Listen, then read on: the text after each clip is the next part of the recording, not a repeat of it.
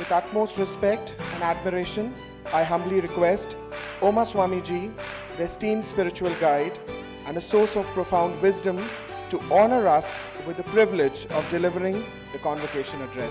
Please bring your hands together and give him a huge round of applause. Thank you.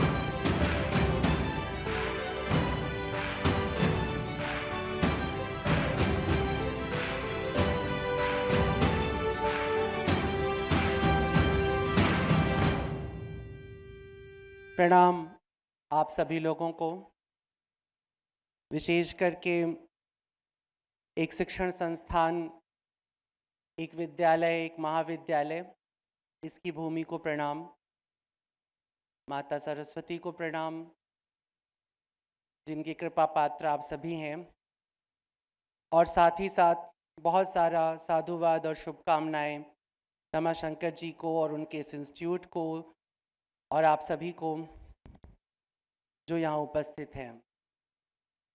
चूँकि समय सीमा है और शायद 20 मिनट 22 मिनट में मुझे अपनी बात कहनी है, इसलिए फॉर्मेलिटीज़ को हम हटाते हैं और आप सबसे क्षमा मांगते हैं जिनका मुझे नाम लेना चाहिए था लेकिन नहीं ले पा रहा हूँ।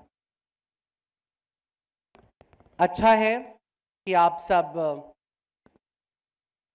एक विश्वविद्यालय में बैठ करके इतने अलग अलग विचारों को और इतने अलग अलग अनुभवों को अपने साथ साझा कर रहे हैं। मैं अपनी कोई बात शुरू करूं इससे पहले मुझे एक शेर याद आता है जो मैं ज़रूर सुनाकर अपनी बात कहना चाहूँगा। शेर कुछ यूं है कि तेज हवा ने मुझसे पूछा, रेत पे क्या लिखते रहते हो। मैं ये शेर इसलिए सुना रहा हूँ क्योंकि अक्सर हम लोग बड़ी गहरी बातें बहुत सारे ऐसे फंक्शंस में करते हैं, बहुत ध्यान से सुनते हैं हम लोग, लेकिन अल्टीमेटली हम वही करते हैं जिसके लिए हमें बहुत शुरू से पोषित कर दिया गया होता है। हमारा पोषण बड़ा गड़बड़ हो रहा है पिछली कुछ शताब्दियों से। मैं पूरी दुनिया के लिए बुद्ध को किसी आध्यात्मिक दुर्घटना की तरह देखता हूँ। मेरी बात ध्यान से सुनिएगा। मेरे लिए बुद्ध एक आध्यात्मिक दुर्घटना की तरह है। बुद्ध का होना इस पूरी दुनिया के लिए एक स्पिरिचुअल एक्सीडेंट हो जाता है। मैं ईसा से दुनिया को नहीं बांटता, मैं हमेशा बुद्ध से दुनिया को बांटना पसंद करता हूँ। बुद्ध से पहले की दुनिया और बुद्ध के बाद की दुनिया। अगर बुद्ध नहीं होता तो किसी ईसा का कोई पता नहीं होता। बुद्ध पहला व्यक्ति है जो दुनिया को एक सलाह देता है कि हम अपने विचारों से दूसरे को प्रभावित करके उसे अपने विचारों में ढाल सकते हैं। उसके पहले तक जो भारत की मीमांसा हो, बेबीलोन की मीमांसा हो, यूनान की हो, ईरान की हो, इजिप्ट की हो, दूर कहीं इंका की हो, माया की हो, या और जो संस्कृतियां खो गईं, उन सब की जो मीमांसा थी, जो दर्शन था, जो विचार था, उसके अंदर व्यक्ति को उसके स्वरूप के साथ ही पनपने दिया जाता था। गेंदे के फूल को गेंदे का फूल ही रहने दिया जा रहा था और चमेली के फूल को चमेली का फूल, गुलाब के फूल को गुलाब का फूल। लेकिन बुद्ध पहली बार एक डिस्क्रिमिनेशन पैदा करता है। बुद्ध कहता है कि दरअसल पूरी पृथ्वी पर गेंदे के ही फूल होने चाहिए, चमेली का फूल उतना सूट नहीं करता है। इसे कन्वर्जन कहते हैं, कन्वर्जन।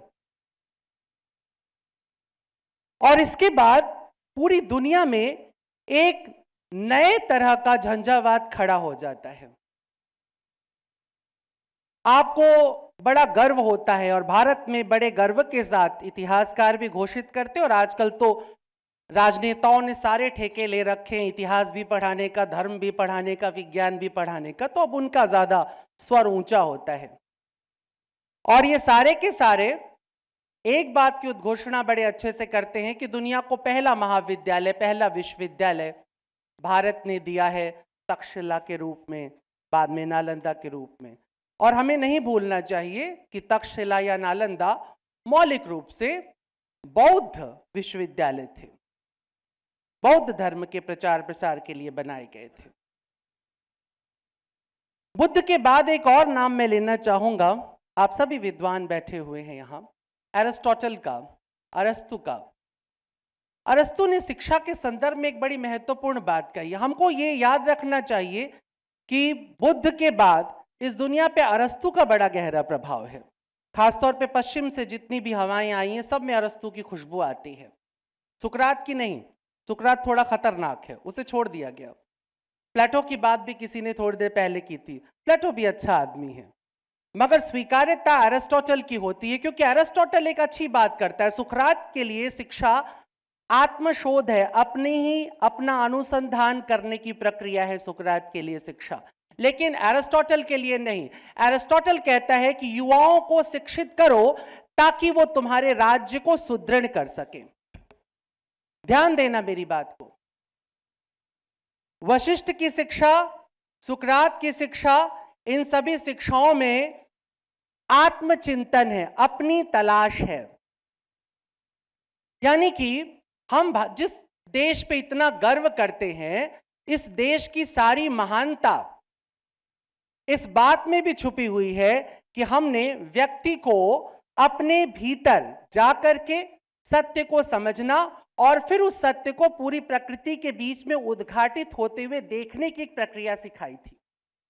हमारा जो पूरा का पूरा जो हमारी शिक्षा की अवधारणा है, वो प्रकृति के साथ अपने जुड़ाव की अवधारणा है, संवेदना की अवधारणा है, चरित्र की अवधारणा है। वैदिक मीमांसा में शिक्षित होने का मतलब दरअसल चरित्रवान होना होता था। इसलिए बुद्ध भी जब अपनी बात का प्रारंभ करता है, जब अपने ज्ञान का प्रारंभ करता है, तो वहां शील शब्द को यानी चरित्र को ले आता है, शीलवान बनो। लेकिन जरा सा जो बस एक चेंज हो जाता है, वो ये हो जाता है कि बुद्ध कहता है कि तुम्हें शीलवान होने के लिए 3 शर्तों का अनुपालन करना पड़ेगा। बुद्धम शरणम गच्छामि, यानी बुद्ध के शरण में आओ। फिर धम्मम शरणम गच्छामि, यानी बुद्ध ने जो शिक्षा दी है उसे धर्म मान करके अपनाओ, क्योंकि एस धम्म सनातनो, जो मैं कह रहा हूं यही धर्म सनातन धर्म है। और तीसरा, संघम शरणम गच्छामि, इस समूह का हिस्सा बन जाओ जिसमें सभी वही बात करते हैं जो बुद्ध करता है। बुद्ध के बहुत बाद अरिस्टोटल कह रहा है युवाओं को शिक्षित करो ताकि वो तुम्हारे राज्य का पोषण कर सके, एक सुदृढ़ राज्य बना सके। समस्या है अरिस्टोटल की पैदाइश क्या है और बुद्ध की पैदाइश क्या है, यह भी हमें देखना चाहिए। वशिष्ठ की पैदाइश क्या है, विश्वामित्र की पैदाइश क्या है, यह भी हमें समझना चाहिए। वशिष्ठ से कोई राम पैदा होता है, एक राम जिसके लिए सत्ता से अधिक महत्वपूर्ण है संवेदना। संवेदना अपने पिता की नहीं, उससे ज्यादा अपनी उस सौतेली मां की। राम पिता के लिए नहीं जाते हैं वनवास, अपनी सौतेली मां के लिए चले जाते हैं। यह एक संवेदनशील व्यक्ति की जो चरित्र की ऊंचाई है, इसे समझना। वशिष्ठ की शिक्षा से राम एक संवेदनशील व्यक्ति बनता है। कितना संवेदनशील कि पिता का अंतिम संस्कार नहीं कर पाता है तो एक गीध का अंतिम संस्कार करता है, क्योंकि वो उसके पिता का मित्र है। ये संवेदना आती है वैदिक शिक्षा की, वशिष्ठ की शिक्षा की। ध्यान देना, गुरु चेलों से पहचाना जाता है। ये यूनिवर्सिटी कितनी खूबसूरत बनी है, कितना पैसा लगा है, कितनी लग्जरी है इसके भीतर, इसका कोई अर्थ नहीं है यदि तुम लोग किसी कार्य के नहीं निकलते हो तो। तुम अगर गुंडे, बदमाश, आवारे, लुच्चे, लफंगे निकलते हो तो अल्टीमेटली क्या होगा इस यूनिवर्सिटी का? कोई भी गुरुकुल, कोई भी शिक्षण संस्थान, कोई भी गुरु अपने शिक्षक, अपने शिक्षार्थियों के द्वारा, अपने विद्यार्थियों के द्वारा, अपने शिष्यों के द्वारा ही समय में अपना स्थान बनाता है और पहचाना जाता है कि दरअसल वो संस्थान था कैसा, उसके गुरु थे कैसे। वशिष्ठ ने एक संवेदनशील शिष्य को हमारे समक्ष रखा। सांदीपनी ने एक ऐसा शिष्य रखा जिसने पूरे विश्व को अपनी बांसुरी की आवाज से भी चमत्कृत किया, अपने संगीत और सौंदर्य से भी चमत्कृत किया और गीता के ज्ञान से भी चमत्कृत किया। उसने कृष्ण को हमारे समक्ष प्रस्तुत किया। एक व्यक्ति गाय चलाता है, भैंस चराता है, मक्खन चुराता है, लेकिन जब वो गीता का उपदेश करता है तो सारे के सारे वेदांग को, उपनिषद को, ज्योतिष को, चारों वेदों को, सबको निचोड़ करके एक छोटे से 18 अध्याय के भीतर समेट करके बिछा देता है। एक ऐसी किताब जिससे ओपेनहाइमर, शोपेनहावर, आइंस्टीन ये सब प्रभावित होते हैं। लेकिन बुद्ध से कौन आता है, पैदा होता है? बुद्ध के बाद किसी का नाम याद आता है? कोई राम, कोई कृष्ण याद आता है? कोई जिसने कि त्याग कर दिया हो अपनी मां की संवेदना पर अपना महान राज्य, जिसने अपने मित्र के माथे पर समुद्र के पानी से तिलक लगाते हुए कहा हो कि ये मेरे पास मित्र तुम्हें देने के लिए कुछ नहीं है, ये जो मैं लंका अभी जीतूंगा ये तुम्हें दे देता हूं। जो संपत्ति शिव रावणी दीन दिए दसमाथ, सोई संपदा विभीषणी सकुचि दीन रघुनाथ। सकुचा के, शर्मा के, ये चरित्र होता है। जब तुम मित्र को कुछ देते हो तो तुम्हें लज्जा तुम्हें आनी चाहिए। अगर मित्र की आंखों में लज्जा आ गई तो तुम उसके मित्र नहीं थे, तुम उसके शत्रु थे।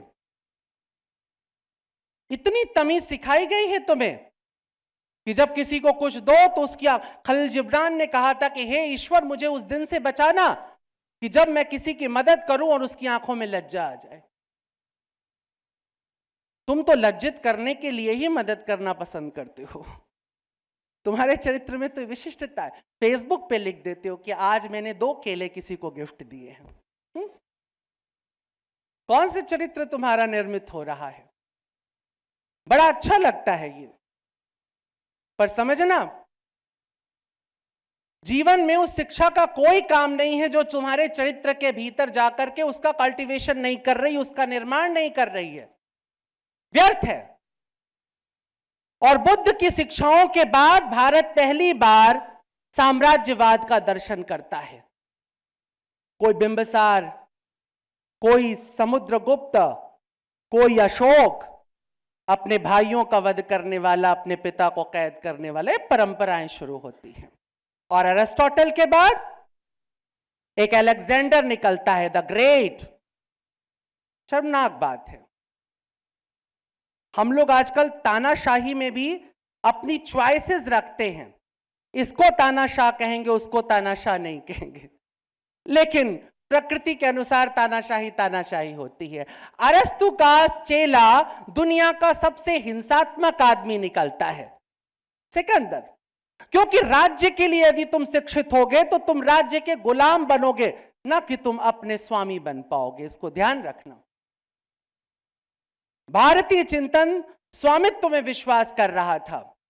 बुद्ध ने पहली बार यह कहते हुए भी कि यदि तुम्हारे मार्ग में, सत्य के मार्ग में बुद्ध आ जाता है तो तुम उसकी गर्दन तलवार से उड़ा देना। बावजूद उसके बुद्ध बार बार ये समझाता है, एस धम्म सनातनो, एस धम्म सनातन, जो मैं कह रहा हूं यही सनातन धर्म है। मैं ये बक रहा हूं जुनू में क्या क्या कुछ न समझे खुदा करे कोई, ये बातें मैं क्यों कह रहा हूं? इसलिए कह रहा हूं कि मेरी अपनी दृष्टि में इस पूरी दुनिया के भीतर सबसे निर्मम, सबसे खतरनाक और सबसे असंवेदनशील और चरित्रहीन व्यक्तित्वों का निर्माण तब शुरू हुआ जब हमने बड़ी बड़ी अकादमीज बनाना शुरू की। और ऐसी अकादमीज जो राज्य के इशारों पर नाचती है, उन मूर्ख राजनीतिज्ञों की सेवा करती है जिनका जीवन केवल और केवल आडंबर और ढोंग से भरा हुआ है। और आप कब तक इस तरह के ढोंग और आडंबर करेंगे? कब तक इस तरह की चापलूसियों में विश्वास करेंगे सिर्फ पैसे कमाने के लिए? टीएन शेषन का नाम आप सबने सुना होगा। उनकी डायरी का एक हिस्सा मैंने पढ़ा। टीएन शेषन रास्ते से जा रहे थे, उनकी पत्नी भी गाड़ी में बैठी हुई थी।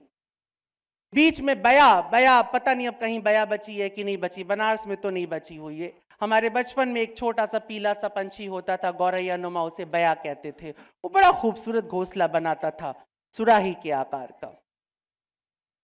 बया का एक घोंसला लटका हुआ था। टीएन शेषन लिखते हैं कि उनकी पत्नी ने कहा कि घोंसला बहुत सुंदर है, उसे उतरवा के ले चलिए, घर में सजाएंगे। टीएन शेषन ने कहा अच्छा किसी से बोलता हूं। गाड़ी रोकी तो एक गडेरिए का बच्चा जा रहा था, टीएन शेषन ने कहा कि ये बच्चे चढ़ करके इसको उतार दे, 50 रुपए तुझे दूंगा। ये 90 के दशक की बात हो रही है। गडेरिए का बच्चा कहता है नहीं, अगर तुम 500 रुपए दोगे तब भी नहीं उतारूंगा। टीएन शेषन ने कहा क्यों? बोला शाम को जब ये चिड़िया लौटेगी और उसके बच्चे नहीं मिलेंगे तो उसका क्या होगा? टीएन शेषन कहते हैं मैं शर्मसार हो गया, हमने आईएएस बन करके ये बड़े बड़े अधिकार पा करके और महाविद्यालयों में पढ़ करके इतनी असंवेदनशीलता सीख ली है कि मुझे ये बात समझ में नहीं आई। गडेरिए के बच्चे को ये पता था कि इसके अंदर चिड़िया का बच्चा रह रहा है, ये सिर्फ घोंसला नहीं है, इसमें एक जिंदगी रह रही है। तुम क्या ये सोचते हो जब कोई पेड़ काटते हो?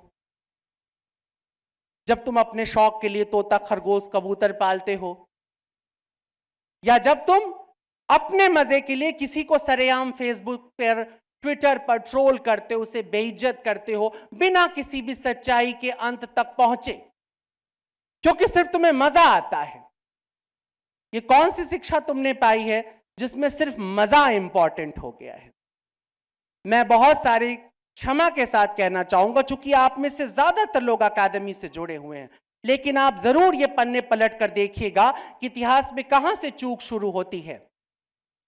और मेरी बात पर यकीन करिए, उस चूक का दरवाजा खुलेगा किसी अकादमी से। अकादमी ने पहली बार आदमी को आदमी के स्तर से नीचे गिराया। गालिब कहता है बस कि दुश्वार है हर काम का आसान होना, आदमी को भी मयस्सर नहीं इंसान होना। ये जो तकलीफ है किसी शायर की, ये गालिब की तकलीफ सिर्फ नहीं है, ये उन सभी, किसी ईसा की तकलीफ भी यही है, किसी मोहम्मद की तकलीफ भी यही है, किसी नानक की तकलीफ भी यही है, किसी चैतन्य महाप्रभु की तकलीफ भी है। सबकी यही तकलीफ है। मार्क्स की भी यही तकलीफ होगी, लोहिया की भी यही तकलीफ होगी। इंसान कहां है? इंसान बहुत जरूरी था। मनोज बाजपेयी जी बैठे हैं, आपसे भी क्षमा के साथ एक बात कहना जरूर चाहूंगा मैं। आप एक अद्भुत अभिनेता, इसमें कोई क्वेश्चन नहीं है, लेकिन मैं मानता हूं कि हमारे जीवन में यह बहुत जरूरी है कि हम जो भी एक्शन करें उसमें अपने कॉन्शियस से एक बार तो मशवरा ले लें। अल्लामा इकबाल की जबान में कि अच्छा है दिल के साथ रहे पासबान अक्ल, पासबान मतलब बॉडीगार्ड, अच्छा है दिल के साथ रहे पासबान अक्ल, लेकिन कभी कभी इसे तन्हा भी छोड़ दो। मैं मनोज बाजपेयी जी को मुखातिब करके सॉरी के साथ इसलिए कह रहा हूं, मैं एक चीज से बड़ा दुखी होता हूं, हमारी जबान पर दिन प्रतिदिन मां, बहन, बेटियों से जुड़ी गालियां बढ़ती जा रही हैं। कॉन्टिन्यू। और इसमें बहुत बड़ी भूमिका बहुत सारे तथाकथित प्रोग्रेसिव राइटर्स, राही मासूम रजा, अब्दुल बिस्मिल्लाह, डॉक्टर काशीनाथ, ऐसे लोगों से लेकर के इस सो कॉल्ड प्रोग्रेसिव सिनेमा का भी है। हम गालियों को ग्लैमराइज कर रहे हैं बगैर ये सोचे कि मां बहन की गालियां, सॉरी टू मनोज जी, आपके एक इंटरव्यू में मैंने सुना, आप कह रहे थे कि गालियों में हम अपना फ्रस्ट्रेशन निकालते हैं और बड़ा मजा आता है।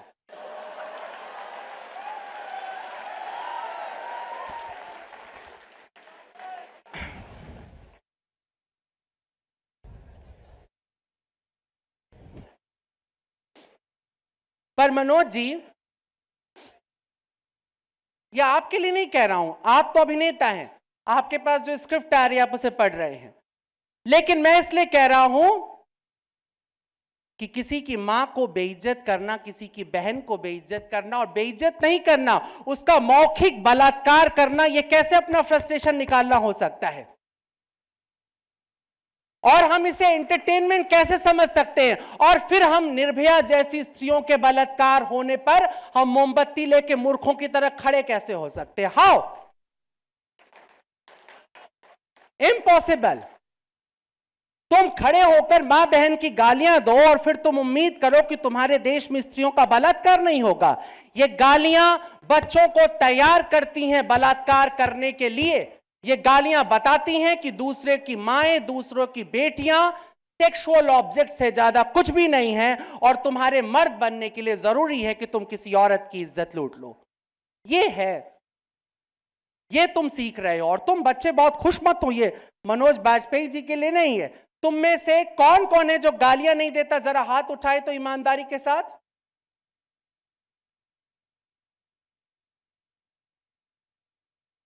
जिन्होंने हाथ उठाया उन्हें मैं सैल्यूट करता हूं, और जिन्होंने हाथ नहीं उठाया मैं उम्मीद करूंगा अगली बार उनका हाथ उठेगा।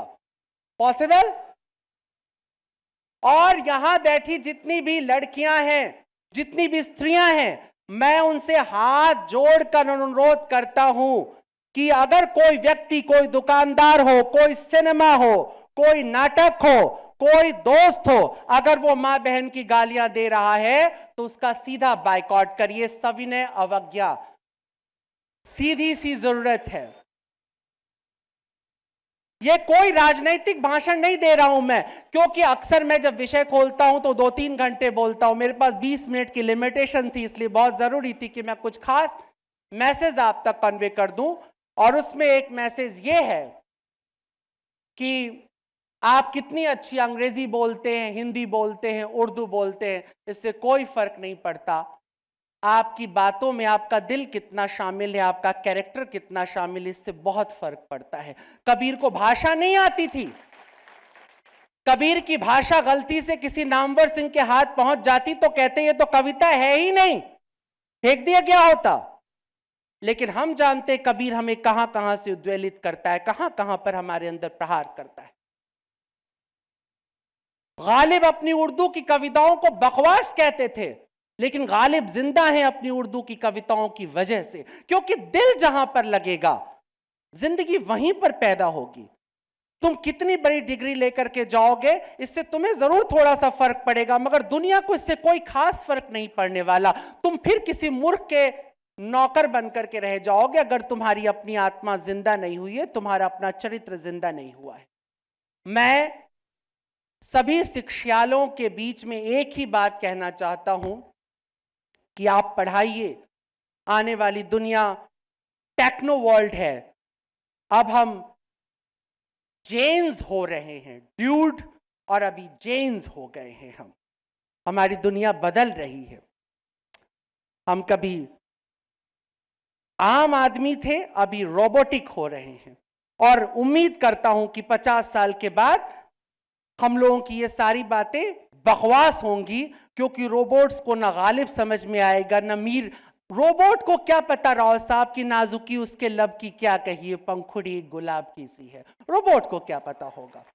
रोबोट को नहीं पता होगा। तो इससे पहले कि दुनिया रोबोट हो जाए, इससे पहले कि कोई समझ नहीं पाए कि सकुचाने का अर्थ क्या होता है, इससे पहले कि कोई ये ना समझ पाए, अभी जो आप पढ़ रहे थे जनगण मन अधिनायक, ये जरा पढ़ते हुए आपने सोचा है कि टैगोर क्या कहना चाह रहे थे?